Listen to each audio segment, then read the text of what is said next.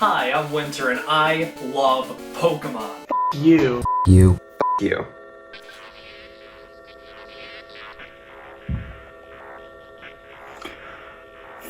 You. Yeah, that's about what I expected. Pokemon, it's one of those series where 50% of its fans wouldn't trust it with their daughters. Yeah, in recent years, there have been a lot of questionable design decisions from the developers over at Game Freak that have really shaken the trust of a good half of the fan base. I personally really don't care about a couple hundred Pokemon not being in Sword and Shield, but I think that's probably because all my favorite Pokemon were good enough to make the cut. I understand why people are upset, but I really just find the constant complaining annoying, especially when it's in response to anything involving Pokemon.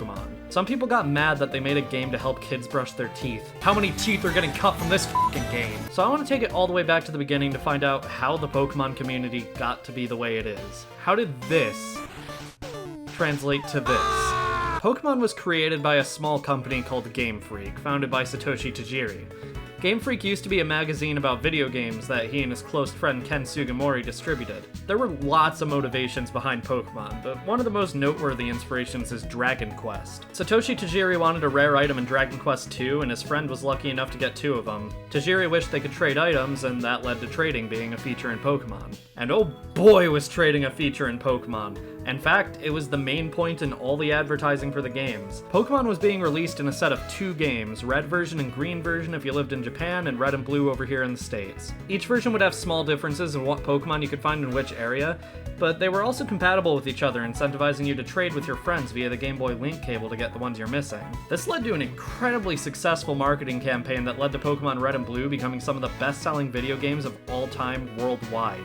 Even despite being released at the end of the Game Boy's life, please don't let that be my crowning achievement in life. Now, I'm taking a look at the entirety of Generation 1 here, but the main focus is going to be on Pokemon Blue. The game starts with Professor Oak asking you to choose your name. Unfortunately, there's no gender options in this game despite there being a completely unused design for a female trainer. After you choose your name, you get to choose your rivals because Professor Oak literally forgot his grandson's name. Most people name him something funny like Jackass or F***er, but me? I named him Elbow because I hate elbows. So I try leaving town, but I get stopped by Professor Oak, who tells me wild Pokemon will attack me if I go out. And then he takes me to his lab and lets me and Elbow pick a Pokemon. The choices here are pretty good all across the board. Bulbasaur, a grass-type Pokemon, Squirtle, a water-type, and Charmander, a fire-type. The type chart here can best be described as rock, paper, scissors if you could pick 2, and also there were upwards of 15 choices. Rock, paper, scissors, gun, rabbit, fist, pointer. I chose Bulbasaur and named him Stan. Bulbasaur has always been my favorite of the bunch in Generation 1, but Charmander has always been the most popular. Believe me, Game Freak won't let you forget how much people love Charmander. Elbow chose Charmander because of course he did, and then we have our first battle, and...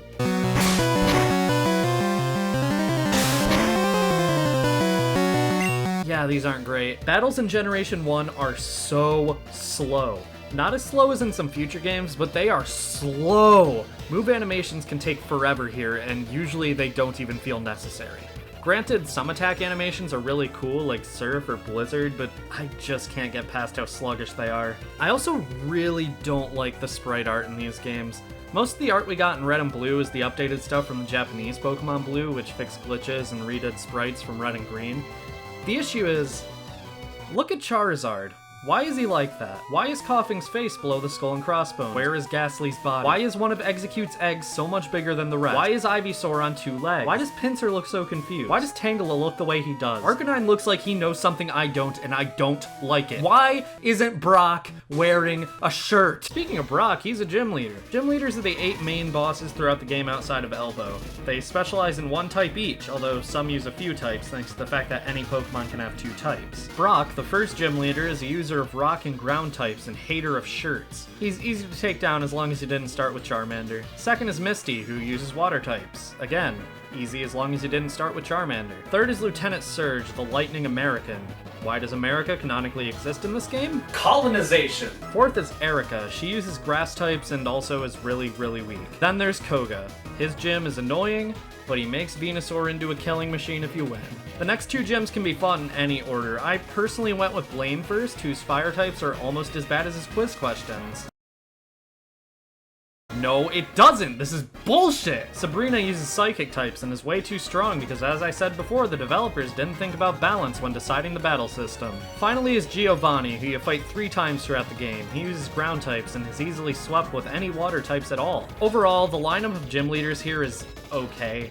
It's not anywhere near the best, that would be roughly 15 years later, but there are some cool themes here. Lieutenant Surge is a soldier, Blaine is a scientist, Koga is a ninja. That's all pretty neat. It's too bad the battle system is broken. There are all sorts of issues with the battle system, and I'm not just talking about the multitude of glitches. For example, the entire Psychic type. Psychic types only have 2 weaknesses, Bug and Ghost. However, because of a coding error, Ghost type moves don't affect Psychic types.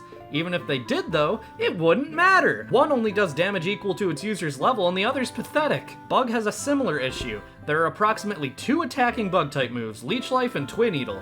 Both of these moves suck, and one of them can only be learned by a Pokemon that sucks. There's also a lot of moves that just don't function properly, like Focus Energy.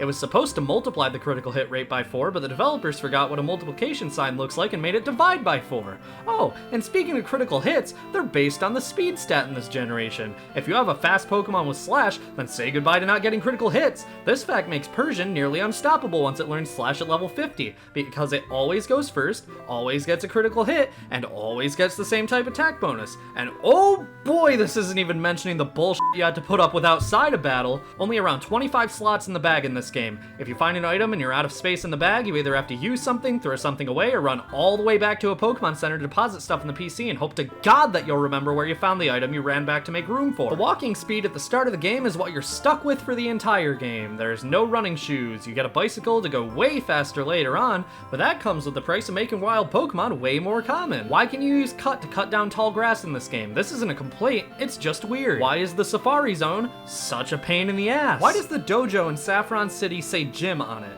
It's not that big of an inconvenience, but come on, at least put a sign out front that says it's not the real gym or something. Look, Pokemon Red and Blue aren't bad, they're just so annoying. For everything these games do well, they do something else terribly wrong. This isn't even going into Pokemon Yellow. This game was the very last Nintendo published game on the Game Boy, and all they did was make it so you start with Pikachu and your rival starts with Eevee. The sprite art is noticeably better, and a ton of the more fun glitches are fixed.